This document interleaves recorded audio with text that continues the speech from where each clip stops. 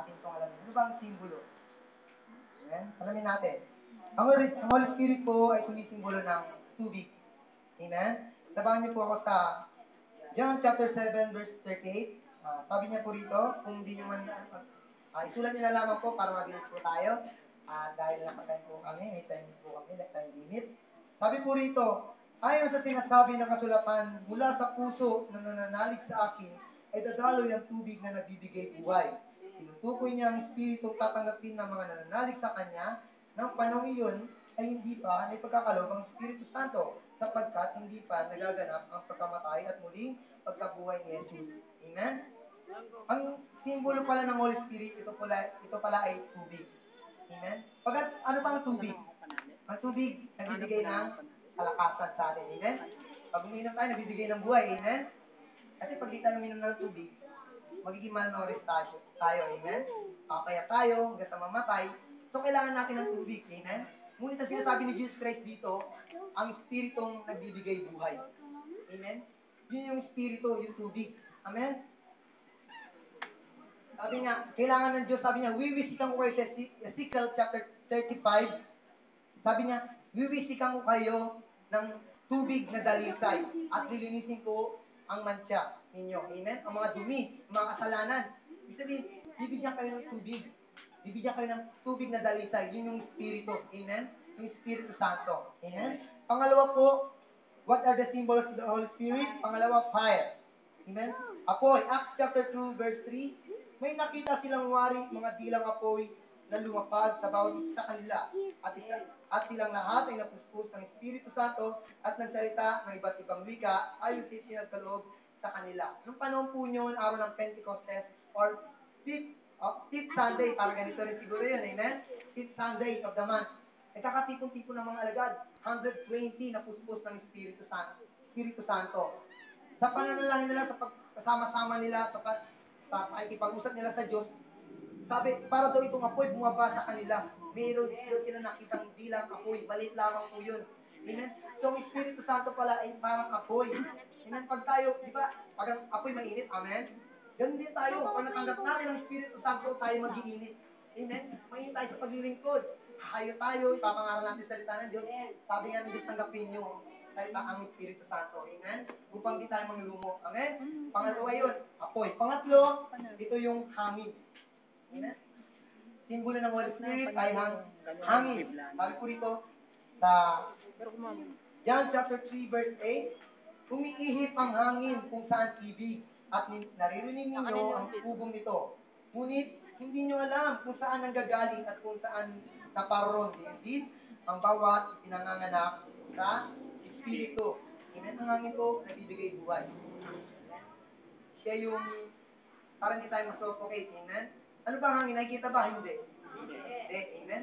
Ganon din ang Espiritu. Amen? Ang Espiritu, hindi nakikita. Pero nararamdaman, itong hangin, nararamdaman mo natin. Amen? Nararamdaman natin. Ganon ang Espiritu. Amen? Malalaman mo na ang katabi mo ay Espiritu Santo. Pag alam mo, ang Diyos ay nasa Kanya, binabanggit niya. Amen! Hallelujah! Praise the Lord! Yun ang nasa Kanya, yun yung Espiritu ng nasa Diyos. Amen? Yun yung, kasi nararamdaman natin ito eh. Amen? Yung sabihin mo ng Lord, thank you sa hangin. Totoong may Diyos. Amen? Makita mo lang katabi mo, may Diyos o wala? Meron. Amen? Makita mo lang yung kapitbahay mo na masaya, may Diyos o wala? Makita mo lang yung halaman, yung kapaligiran, may Diyos o wala? Merong Diyos. Amen? At ganoon din ang Espiritu. Kumikilos. Amen? Parang hangin. Hindi natin alam. Hindi natin nakikita, pero nararamdaman natin.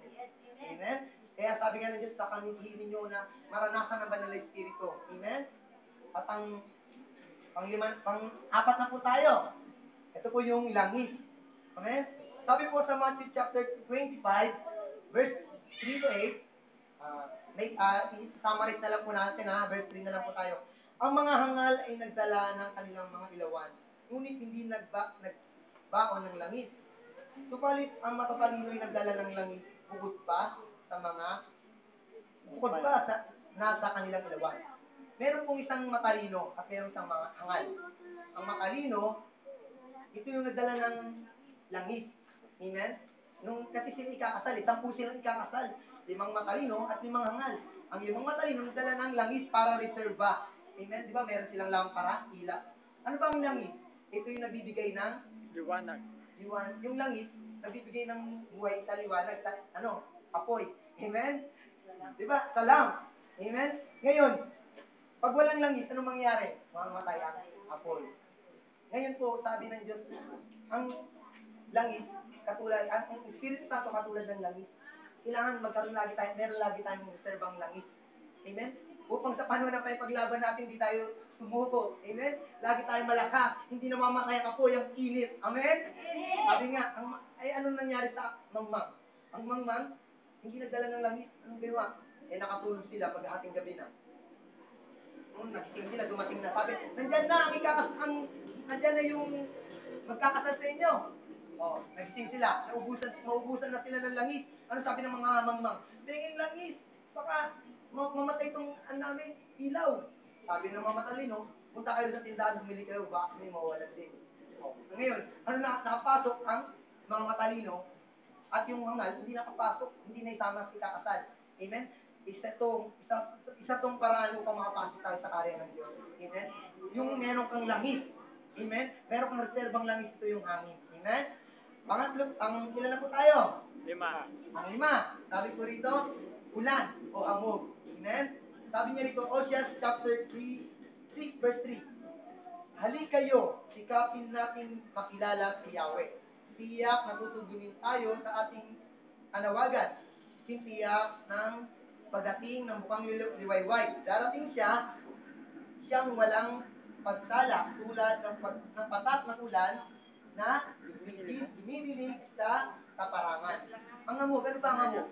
Alam niyo po, nalaman ko lamang po yung hamog pala pag tuwing umaga. Magang-maga, gumising kayo ng maga. Ipahid niyo sa mukha niyo, gaganda daw kayo. Yung hamog, ganun niyo lang daw sa mukha niyo, gaganda kayo eh. Amen? Totoo po ba yun? Totoo. Yung isip niyo nga, kaya nga daw yung hamog, gaganda yung butis niyo. Ibig sabihin pala, yung hamog, nagpapaganda sa atin. Amen? Ibig sabihin yung Espiritu Santo, once na tinanggap natin ng Holy Spirit, maganda tayo, pumapogi tayo. Tingnan niyo katabi niyo. Di ba? Tingnan niyo! Di ba? Ang gaganda. Amen? Ayun ang kapangyarihan ng Espiritu Santo. Nagpapaganda. Yun yung katulad ng hamog, ng ulan. Amen? Mayroong bagong umaga, mukhang liwayway. Amen? Lagi tayo may pag-asa. Sabi nga sa kanta, pag-ibig ng Diyos ay naging sariwa sa bawat umagang kay ganda. Diba? Amen? God is good. And all the time. God is good. Amen? Lagi mabuti si Lord. Amen? Pang-anim na po tayo. Kalapate. Amen? Dito po nung si Jesus Christ, binautismuhan, sabi po sa Matthew 3, verse 16.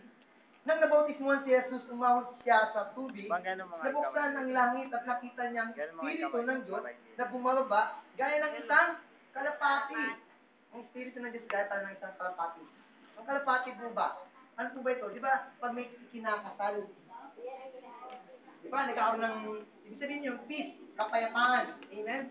Ganun ang simbolo ng kalapate. Amen? Ngayon, once na meron tayong Espiritu Santo na katulad ng kalapate, lagi tayong payapa. Hindi tayo nag-aalangan, hindi tayo nag-aalala, hindi tayo natatakot. Amen?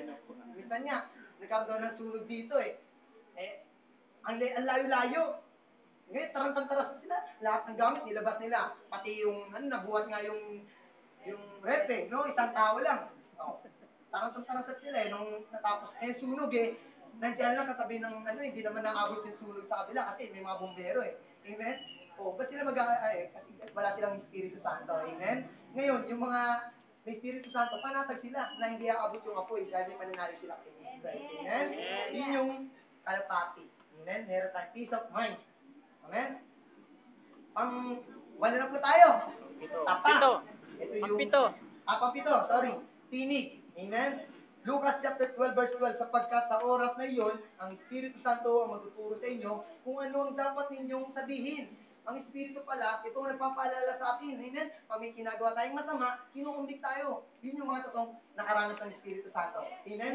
Once na, maninigarilo ka, Lord, sorry Lord. Kinukumbik ka na. Amen? Holy Spirit, pag nagmumura ka, purihin ang Panginoon. Amen?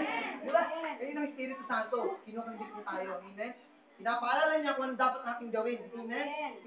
Ang pangusap lagi ng Espiritu Santo ang dapat natin gawin. Amen? Huwag yung sarili natin naman. Amen? At ang pangwalo, tatak. Amen? Sabi rito, Ephesians chapter 1 verse 3, kayo may naging bayan ng Diyos nang kayo'y manalig sa Kanya matapos ninyong marinig ang salita ng katotohanan. Ang mabuting balita na nagdudulot ng kaligtasan. Kaya itinagkaloob sa inyo ang Espiritong Santong ipinangako ng Diyos bilang tatak sa pagkahirang sa inyo. Amen? Ito pala isang tatak. Amen? Sabi niya pa po sa Ephesians chapter 4, at huwag ninyong dulutan ng bigati ang Espiritu Santo sapagkat ito ang tatak ng Diyos. Amen? Ang Espiritu ay tatak ng Diyos. Ang katibayan ng inyong katubusan pagdating ng takdang araw. Ibig sabihin, ito ang katubusan natin. Kailangan huwag mawawala itong tatak ng Espiritu Santo. Ang Espiritu Santo ay sumisimbolo ng tatak. Tignan niyo yung baka. Kaya ang mga sabutirin, nung nandun po kami sa Pangasinan, tinatatakan yung mga kalabaw. Nagulat ako, iniiwan lang nila. Kasi alam nila, may tatak, hindi mawawala. Amen? Ganun din ang mga anak ng Diyos, may tatak ng Espiritu Santo. Amen? Amen? Sabi po sa, pang-siyam na po tayo, new wine. Amen? Matthew chapter 9 verse 17, isinisilid ang bagong alak sa bagong sisidlang balak. Amen? Sabihin pala, new wine.